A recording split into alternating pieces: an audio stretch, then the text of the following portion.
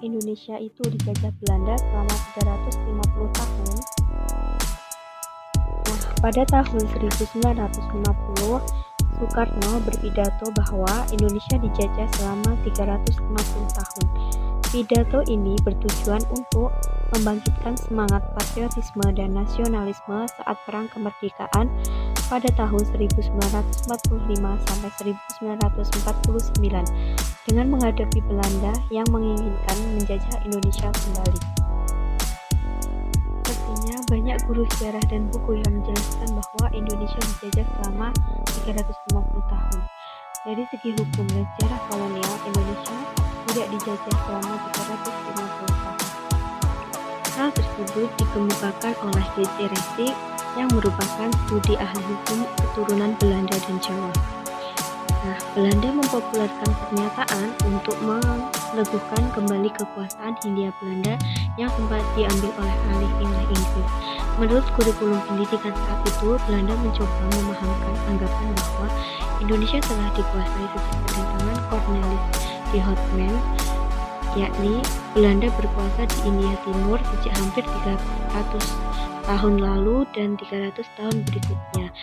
Hal tersebut dikemukakan oleh Gubernur Jenderal. Kenyataannya, padahal saat Cornelis de Houtman pertama kali belajar di Nusantara itu pada tahun 1596 dengan perhitungan hanya untuk berdagang rempah.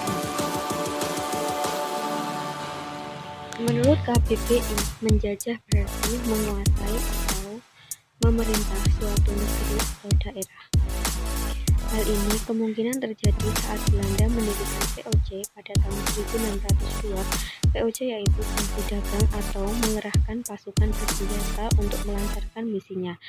Jadi, jika Belanda menjajah sejak 1602, diintruksi kedudukan Inggris 1811 dan dilanjutkan kembali oleh Belanda sampai 1816 dan diteruskan Jepang hingga 1945.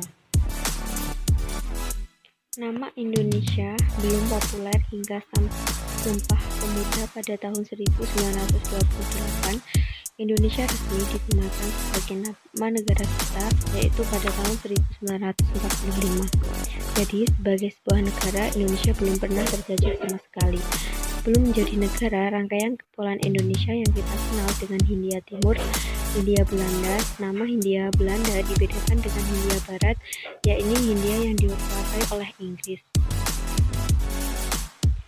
Jauh sebelum masuknya bangsa Eropa ke tanah air, yang ada hanyalah kerajaan dan kesultanan. Resik mengemukakan bahwa wilayah tersebut tidak langsung berhasil diduduki oleh Belanda. Contohnya, hingga awal abad ke-20, wilayah Asia, Goa, Kutai, Sumba masih bersatu setara dengan Belanda, meski terikat dengan perjanjian tertentu.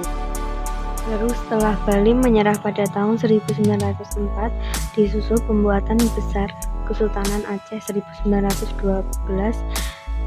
Setelah itu Indonesia baru dibilang dijajah sepenuhnya.